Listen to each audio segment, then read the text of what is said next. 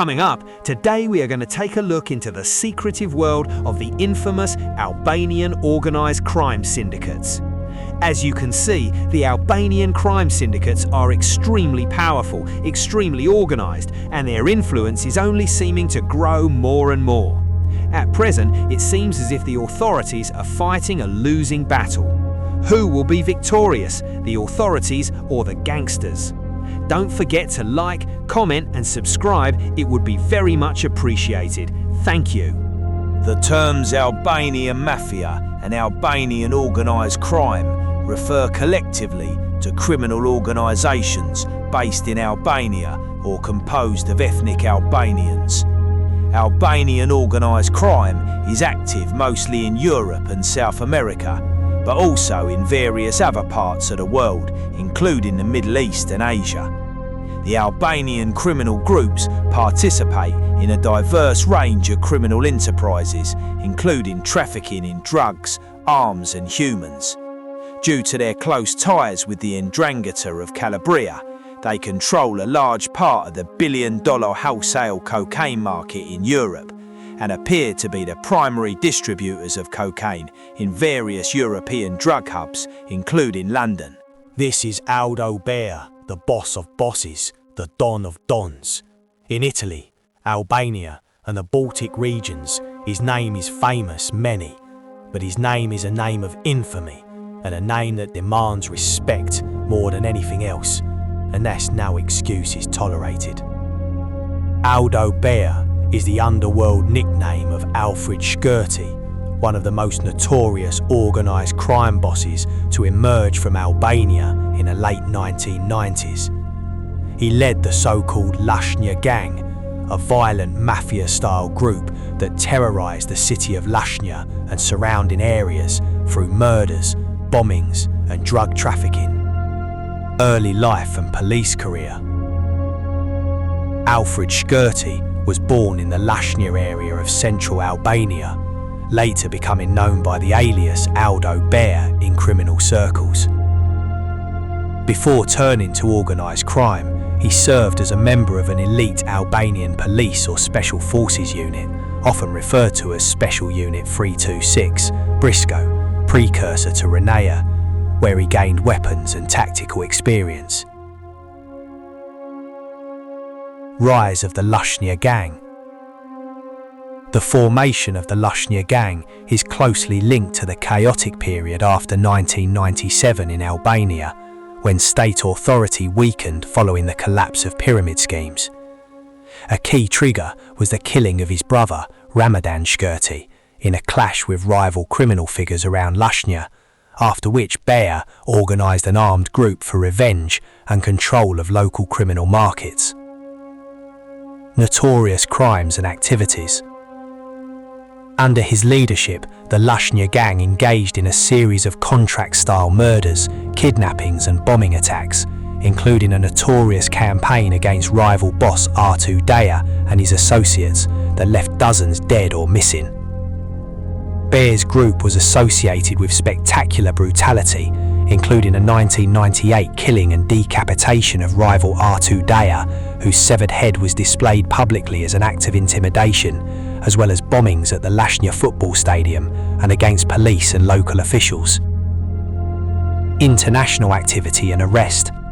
Extensive drug trafficking networks in Albania, operating routes through Eastern Europe and Turkey using false identities. He spent years on the run abroad before being arrested in Turkey or the wider region in 2006 and subsequently extradited to Albania in 2009 to face serious organised crime charges. Trials and sentence. Albanian courts charged him with leading a criminal organisation, multiple murders, often cited around 15 or more, bombings, kidnappings and other serious offences linked to the Lashnia Gang's activities from the late 1990s through the mid-2000s. He received a life sentence in Albania, and despite later legal manoeuvres and appeals seeking a new trial or release, high-level courts have upheld that life term, meaning he's expected to remain imprisoned. Next up, we have another high-level Albanian Mafia boss, whose name is Elvis Demche. Demche is a notorious high-level mob boss. Elvis Demche, Don Demche, an Albanian origin organised crime boss who became a leading cocaine trafficker and gang leader in Rome, Italy, particularly in the Lazio region. Background and rise. Demche is a second-generation Albanian, raised on the outskirts of Rome, and is frequently described by Italian investigators and media as one of the most important Albanian Mafia figures active in the city. After earlier prison time linked to a homicide case from which he was later acquitted, he re-emerged around 2020 and quickly moved to take over parts of Rome's drug trade, openly presenting himself with grandiose nicknames such as God or Don Pablo. Criminal activities. His group focused on large-scale cocaine trafficking, importing drugs directly from South America, and operating with the approval or cooperation of Italian mafia organisations such as the Claimte. Demche's organisation has been associated with violent extortion, arson, and a bloody rivalry with another Albanian-led group headed by Ermal Arapai, which led to shootings and attempted murders in and around Rome. Arrests and prison sentences. Italian authorities dismantled Macha Demche's network in large operations that led to dozens of arrests. Courts in Rome handed down long cumulative sentences to members of his and rival Albanian gangs. Reporting from late 2025 indicates that Demche is serving a long prison term in Italy on drug trafficking and related organised crime convictions under a harsh prison regime reserved for higher-risk mafia bosses. Countries, cities, or towns they happen to pop up in, and the word calamitous is about as politically correct as I can put it. Let me speak in a language you may understand better.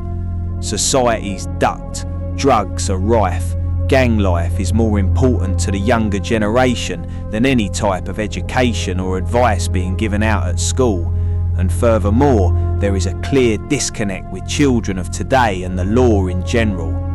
Nowadays, for the younger generation, it's more about the glorification of criminals, the glorification of criminal assets, as well as aspiring to have a beautiful wife on their arm, dripping in diamonds.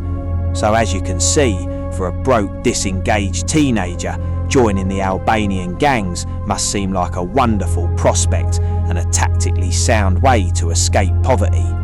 As the younger members see the old gang leaders with money, power and respect, this dream of wealth and luxury is why so many young Albanian men want to get involved in the street and involved in serious organised crime. This makes it a great deal easier when the Albanian street gangs are trying to recruit more younger, more expendable members. Nowadays we have large percentage of the younger population that seems to be addicted to the street life, to the designer glamour, and fascinated with becoming a socially media recognised criminal. The old days of being a low-key villain are well and truly over. The problem is, with these kids being so young, they're recklessly naive and unaware to the backstabbing and disloyalty that actually goes on when you're playing for high stakes in the criminal fraternity. Lastly, we are going to discuss the Albanians. The Albanians gang has emerged as a notorious Albanian criminal group operating in the United Kingdom, particularly in East London. The gang has gained significant attention due to their brazen activities and social media presence, showcasing their involvement in the UK's lucrative cocaine trade. Albanian gangs, Albanian-grown cannabis sold across Europe, is thought to be worth as much as £4 billion each year. But in Britain, the gangs have switched focus to the lucrative supply of cocaine, which is often cooked up into crack to be sold by street gangs. Albanian supplied cocaine is reaching children as young as 12, caught up in a growing trade in crack. The Albanian impact has affected a number of cities. The Balkan region criminality is layered on top of other criminality from our own grown criminals. The increase in cocaine and crack will be a driver for violence, but there are numerous reasons, improved recording and reduced police numbers among them. The challenge is even greater with Balkan countries because we don't necessarily have the links in. It's harder to infiltrate their communities through covert means. They are close-knit, but there have been notable successes. Albanians gang. Teenagers run the drugs to beach resorts in Essex or villages in the home counties, making hundreds of pounds that feed into the turf wars fought at home. Dealers rob their rivals armed with knives and guns, and unpaid debts are punished with kidnap and torture. The Albanians are described as part of a larger network of Albanian criminal groups operating in the UK, particularly in East London. Some key points about the gang's structure and operations. They are considered to be part of the retail trade of cocaine on the streets of London, acting as dealers and enforcers for the larger Albanian Mafia network. The gang is known for its violence and particularly for its social media presence, where they display luxury cars, cash and expensive watches to boost their reputation and recruit new members. Experts believe that Albanian criminal groups like the Albanians operate as a loose network rather than having a top-down structure with a single leading figure. So what exactly are the police doing to tackle the Albanian organised crime syndicates that have managed to monopolise the cocaine trade? Logistically, the Albanians have taken control of most of the major import routes into the UK. Their tough background, coupled with their patient, business-like focus, makes them a tricky adversary for the police to bring down, and most importantly, can the police even significantly dent the Albanians' operation? Recent Albanian Mafia arrests and raids have been quite intense. In August 2025, Albanian police arrested 10 suspected members of an organised crime network involved in multi-ton cocaine trafficking and money laundering, with Europol support. They seized a tourist resort, villas, apartments, land plots, vehicles and company shares worth millions of euros, plus £124,000, £144,320 in cash. Other notable operations include Operation Gorgon, 15 arrests in Albania, Belgium, France and the Netherlands, targeting a high-profile Albanian crime group involved in contract killings, drug trafficking and money laundering. Eurojust supported raids, 52 arrests in Italy and Albania, disrupting his trafficking networks with millions in seized assets. Belgian police crackdown, 17 arrests in Antwerp, targeting Albanian groups involved in importation and money laundering. These operations demonstrate international cooperation on tackling Albanian organised crime. Recent UK-Albanian big drug arrests include Ervis Doksani, 22, jailed for over 3 years after National Crime Agency (NCA) arrest in Brighton for Class A drug supply. Ronaldo Zani, 26, was arrested in Bournemouth for possession of with intent to supply, driving without a licence and entering the UK without valid clearance. Zani, a repeat offender, was deported twice previously but re-entered the UK and resumed dealing. Raids have been quite intense.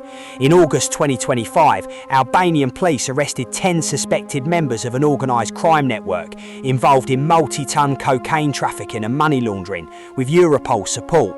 They seized a tourist resort, villas, apartments, land plots, vehicles and company shares worth millions of euros, plus £124,000, £144,320 in cash. Other notable operations include Operation Gorgon, 15 arrests in Albania, Belgium, France and the Netherlands, targeting a high-profile Albanian crime group involved in contract killings, drug trafficking and money laundering. Eurojust supported raids, 52 arrests in Italy and Albania, disrupting coke brewing and can networks with millions in seized assets. Belgian police crackdown, 17 arrests in Antwerp, targeting Albanian groups involved in importation and money laundering. These operations demonstrate international cooperation on tackling Albanian organised crime. So as you can see, the police and the international authorities are trying their best to take down the Albanian Mafia. But this isn't such an easy task, as the top mafia bosses are well insulated from street-level criminality, therefore enabling the bosses to slip through the cracks whilst the lower-level soldiers take the brunt of the criminal charges. Also, it seems as if the police are playing a game of whack-a-mole. The way it works is as soon as one Albanian gang gets taken down by the police, within a blink of an eye another Albanian drug gang pops up to fill the lucrative void.